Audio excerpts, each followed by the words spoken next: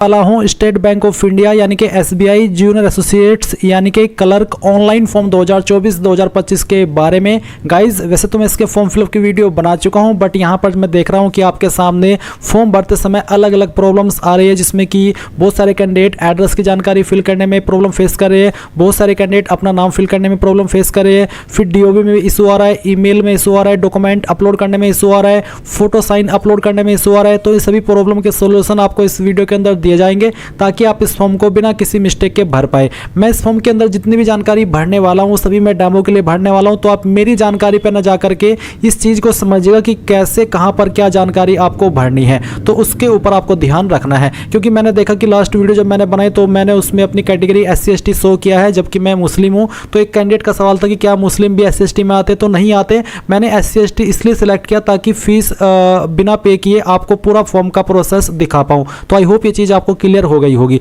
But आपको इसलिए मेरी इन्फॉर्मेशन से सिर्फ सीखना है, ना कि ये देखना है कि मैं क्या भर रहा हूं और मैं अपनी इन्फॉर्मेशन वहां पर क्या लिख रहा हूं। आपको वहां से सिर्फ समझना है और अपनी थोड़ी कॉमन सेंस यूज करके फॉर्म को सही तरीके से भरना है। अगर किसी ऑप्शन में कोई सवाल डाउट आ जाए तो वो आप कमेंट के माध्यम से पूछ लीजिएगा। अब चलिए शुरू करते हैं। अगर आपने अभी तक वीडियो को लाइक शेयर नहीं किया, वीडियो को लाइक शेयर कर दीजिएगा, और जो लिंक मैंने आपको इस वीडियो के डिस्क्रिप्शन में दिया है आप ओपन करेंगे। इसको ओपन करने के बाद आपके सामने वैकेंसी की जानकारी आएगी, जहां पर जानने को मिलेगा कि 13,735 पोस्ट है, प्लस 50 वैकेंसी लद्दाख रीजन के लिए।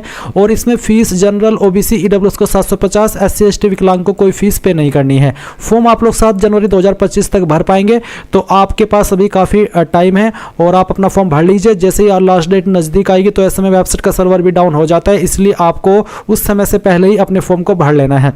तो ये सभी जानकारी आप यहाँ से चेक कर लेंगे।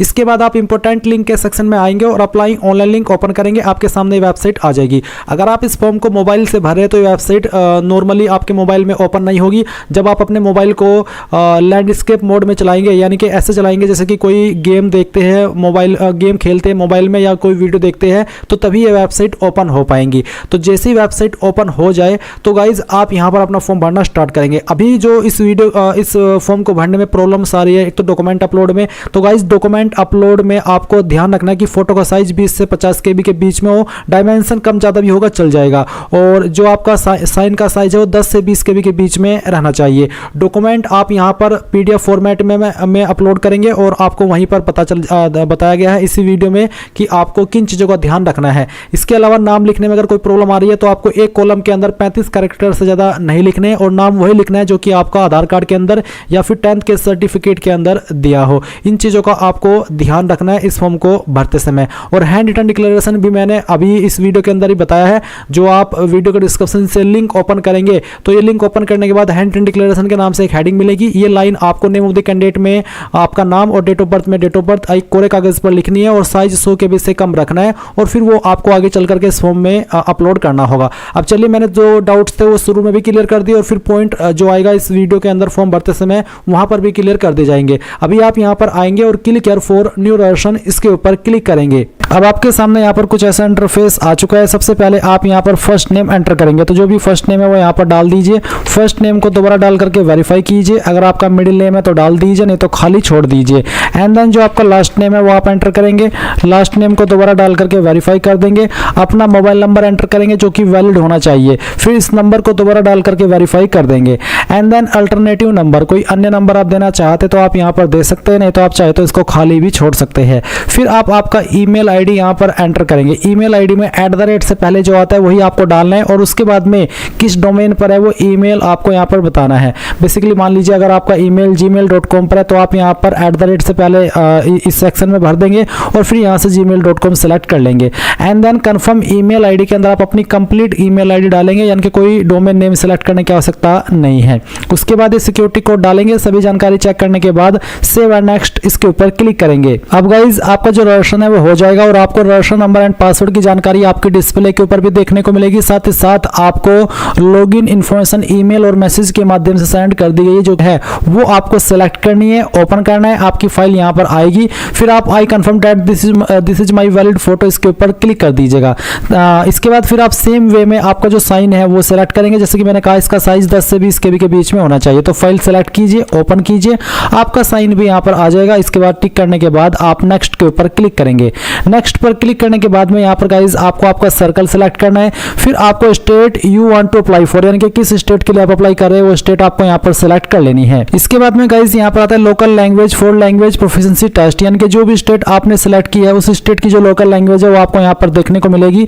मैंने यहाँ पर जो सिलेक्ट किया है उसमें उर्दू, लद्दाख और ये वाली लैंग्वेज आती है। आपको आपकी स्टेट के अकॉर्डिंग यहाँ पर लैंग्वेज देखने को मिलेगी, उसमें से आपको आपकी लोकल लैंग्वेज सिलेक्ट कर लेनी है। अब एक सवाल है कि क्या आपने 10वीं या 12वीं के अंदर जो आपकी लोकल लैंग्वेज है वो आपने पढ़ी है और आपके पास कोई उससे जुड़ा हुआ कोई सर्टिफिकेट है कि हाँ आपने वो पढ़ी है लोकल लैंग्वेज? अगर हाँ तो यस, नहीं तो आप नो करेंगे।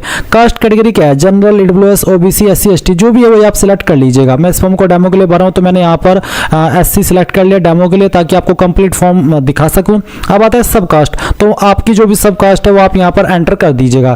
फिर एक सवाल है कि I confirm that I am in possession will produce, अगर आप ईडब्ल्यूएस कैटेगरी कैंडिडेट है तो आप यहाँ पर इस वाले ऑप्शन के ऊपर टिक करके आपका ईडब्ल्यूएस सर्टिफिकेट की अनुमति देंगे कि हाँ मैं उसको प्रोड्यूस कर दूंगा टाइम आने पर। उसके बाद में आता है कि are you trained apprentice of SBI, यानी कि क्या आप एसबीआई के अप्रेंटिस है? आपने एसबीआई अप्रेंटिस की जो वैकेंसी आती है क्या उसमें अप्लाई किया था? अगर हाँ तो यस, नहीं तो आप नो करेंगे। फिर नीचे की तरफ आएंगे, एक सवाल है कि क्या आप विकलांग और आपकी विकलांगता 40% या उससे ज्यादा है? अगर हाँ तो यस, नहीं तो यहाँ पर भी आप नो कर देंगे। अगर आप नो करते हैं, आप नहीं है, तो ये बाकी के ऑप्शन एक्टिव नहीं होंगे। अगर आप है तो आपको इनको आंसर यस नो में करना होगा। फिर एक और सवाल है विकलांगता से जुड़ा हुआ ही, जो कि है are you a person with specified disability covered. Basically ये भी इस रूल के अकॉर्डिंग क्या आप विकलांगता के अंदर आते हैं और आपको लिखने में डिफिकल्टी है और आपको स्क्राइब चाहिए? अगर हाँ तो आप यस करेंगे। अगर आप बिल्कुल ठीक ठाक है ऊपर वाले की दया से तो आप यहाँ पर नो कर दीजिएगा। उसके बाद में गाइज आप नीचे की तरफ आएंगे तो आपसे पूछा religion to which you belong, आपका रिलीजन क्या है वो आप सिलेक्ट कर लीजिएगा। फिर यहाँ पर आता है do you belong to religious minority community, क्या आप रिलीजियस माइनॉरिटी कम्युनिटी से आते हैं, बिलोंग करते हैं? अगर हाँ तो यस, नहीं तो आप नो करेंगे। नेशनलिटी सिटीजनशिप में इंडियन रहेगा। फिर आपसे पूछा कि are you seeking relaxation under widow, divorced women judicially separated from their husband and who are not remarried. अगर आप ऐसे कैंडिडेट है जो कि यहाँ पर सेपरेट हो गए हैं और दोबारा शादी नहीं की है तो आप यहाँ पर यस करें, नहीं तो आपको नो करना है। क्या आप एक्स सर्विसमैन है? अगर हाँ तो यस, नहीं तो यहाँ पर भी आपको नो करना होगा। क्या आप एक डिसेबल्ड एक्स सर्विसमैन है? अगर हाँ तो यस, नहीं तो यहाँ पर भी नो कर देना है। उसके बाद क्या आप एक dependent of serviceman clean action candidate है? अगर हाँ तो यस, नहीं तो आपको नो करना है। उसके बाद एक और सवाल है कि are you a matriculate ex serviceman who have obtained the Indian army special certificate of education और corresponding certificate in the navy और air force after having completed not less than 15 years of service. अगर आप ऐसे candidate है तो आप इसका answer करेंगे। अगर आपके सामने ये ऑप्शन एक्टिव नहीं है तो आप इसको इग्नोर कर दीजिएगा। फिर एक और सवाल है कि are you already working in SBI in clerical cadre, क्या आप अभी करंट में एसबीआई में क्लरिकल कार्डर में काम कर रहे हैं? अगर हाँ तो यस, नहीं तो आप नो करेंगे।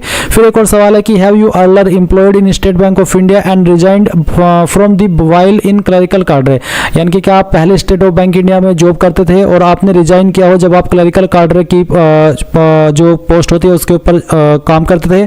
अगर हाँ तो यस, नहीं तो आप नो करेंगे।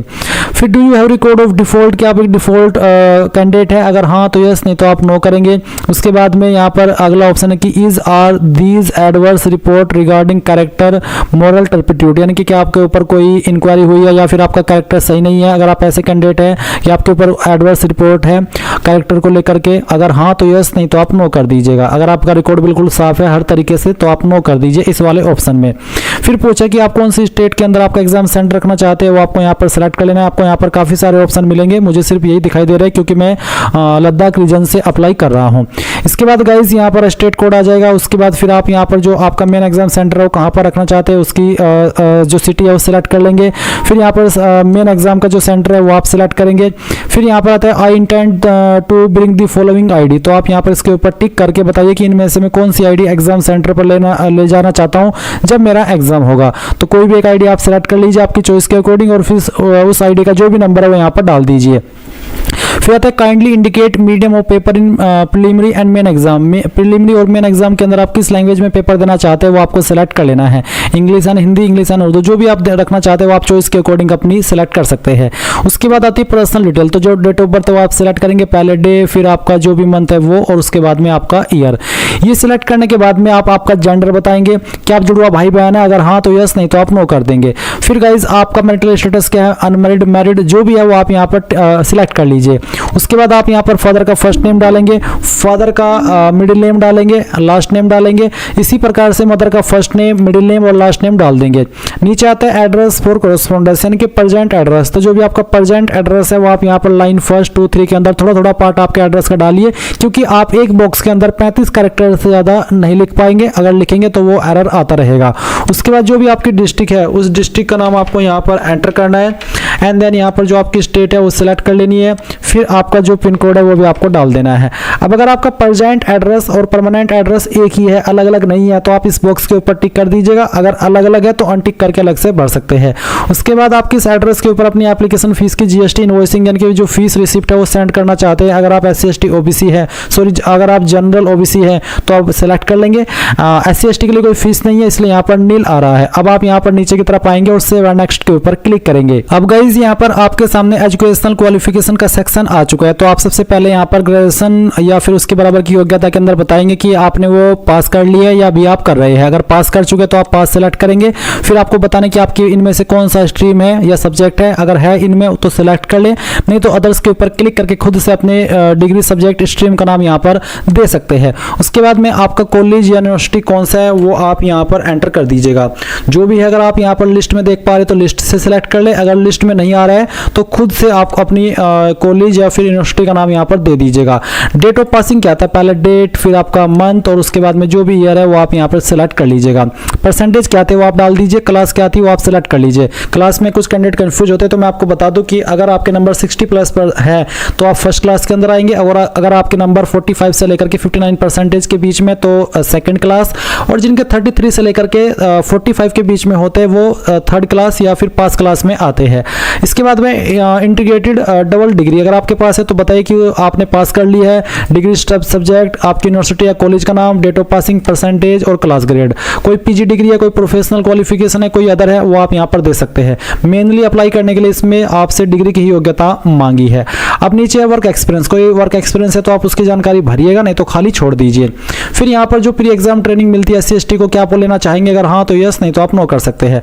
अब लैंग्वेज नॉन, कौन कौन सी लैंग्वेज आपको आती है, जो भी आपकी लोकल लैंग्वेज है वो आपको यहाँ पर देखने को मिलेगी, और वो आपको पढ़नी आती है तो इसके ऊपर टिक कीजिए, लिखनी आती है तो यहाँ पर, बोलनी आती है तो यहाँ पर। फिर जो आपको सेकंड लैंग्वेज आती है वो सेकंड लैंग्वेज आप यहाँ पर लिखिए, और उसका जो स्टेटस है वो भी आप यहाँ पर इस तरह से बता दीजिए। फिर इसके अलावा कोई आपको और भी लैंग्वेज आती है वो भी आप यहाँ पर लिख दीजिए इस तरह से, और उसका स्टेटस बता दीजिए। कोई और भी लैंग्वेज आती है, कोई जो इंडिया की लैंग्वेज हो वो आप यहाँ पर लिखिए और उसका स्टेटस बता करके यहाँ पर सेव एंड नेक्स्ट के ऊपर क्लिक कर दीजिए। अब जो भी जानकारी आपने भरी है शुरू से लेकर अभी तक, उसका प्रीव्यू आपके सामने है। सभी जानकारी एक बार फिर से चेक कर लीजिए। जब आपको लगे कि सभी जानकारी सही है तो आप आई एग्री के ऊपर क्लिक कीजिए। फिर दो ऑप्शन है टिक करने के, एक है कि I confirm that my name as filled by me in the application form exactly matches with the name in my ID proof, यानी कि जो नाम मैंने इस फॉर्म के अंदर भरा है वही सेम नाम मेरी आईडी के अंदर है, जो आईडी मैं यहाँ पर दे रहा हूँ। दूसरा है कि there is a change in my name and will bring a documentary proof for the same at the time of exam, यानी कि मेरा नाम और मेरी आईडी के अंदर जो आपने नाम इसके अंदर भरा है फॉर्म में वो, और जो आपकी आईडी के अंदर नाम है वो अगर अलग है तो आप सेकंड वाले के ऊपर टिक कीजिएगा। अगर आपका नाम दोनों में सेम आईडी में भी और जो आपने फॉर्म के अंदर भरा है वो भी और डॉक्यूमेंट में भी, तो आप सेकंड वाले के ऊपर जो मैंने टिक करी है सिर्फ इन्हीं के ऊपर आपको टिक करना है, और कंप्लीट रसन के ऊपर क्लिक करके यहाँ से ओके करना है। एक बार फिर से ओके करना है। अब आपको लेफ्ट थंब इंप्रेशन अपलोड करना है, यानी कि बाएं अंगूठे का निशान। तो जहां पर भी आपका लेफ्ट थंब इंप्रेशन है वो आपको यहाँ पर सिलेक्ट करना होगा। तो चलिए मैं आपको यहाँ पर सिलेक्ट करके दिखाता हूँ। मैंने फाइल सिलेक्ट की, ओपन किया, आपकी फाइल इस तरह से आएगी, आप इसको ओके कर दीजिएगा। अब आपको हैंड रिटन डिक्लेरेशन अपलोड करना है। अब इसमें लिखना क्या है, जो लिंक मैं आपको वीडियो के डिस्क्रिप्शन में दिया हूं ये वाला, ये आप ओपन करिएगा। इसमें आपको यहाँ पर नीचे की तरफ हैंड रिटन डिक्लेरेशन के नाम से एक हेडिंग मिलेगी। ये जो लाइन लिखी गई है सेम लाइन आपको ब्लैंक पेपर यानी कि कोरे कागज के ऊपर लिखनी है, और आई के सामने जो नेम ऑफ द कैंडिडेट है यहाँ पर आपको आपका नाम लिखना है। डेट ऑफ बर्थ की जगह पर अपनी डेट ऑफ बर्थ जो आपने फॉर्म के अंदर भरी हो और बाकी लाइन सेम, और फिर नीचे साइन भी कर देना ताकि ऑथेंटिक लगे। और फिर गाइज ये फाइल आपको यहाँ पर इसमें अपलोड करनी है। तो आप यहाँ पर हैंड रिटन डिक्लेरेशन के ऊपर क्लिक करेंगे और जो भी आपकी फाइल है वो सिलेक्ट करेंगे। साइज 100 KB से कम हो, उससे ज़्यादा होगा तो अपलोड नहीं हो पाएगा। फिर आप ओके कर देंगे।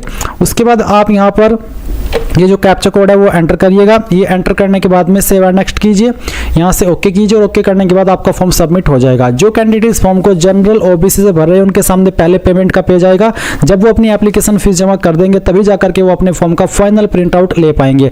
आप प्रिंट एप्लीकेशन के ऊपर क्लिक करके यहाँ से अपने फॉर्म का प्रिंट ले सकते हैं। अगर प्रिंटर नहीं है अभी तो PDF के रूप में सेव कर लीजिए और बाद में प्रिंट करा लीजिएगा। इस तरह से गाइज आप लोग SBI क्लर्क ऑनलाइन फॉर्म 2024 भरेंगे। आई होप ये प्रोसेस आपको पसंद आया होगा। So thanks for watching. जय हिंद।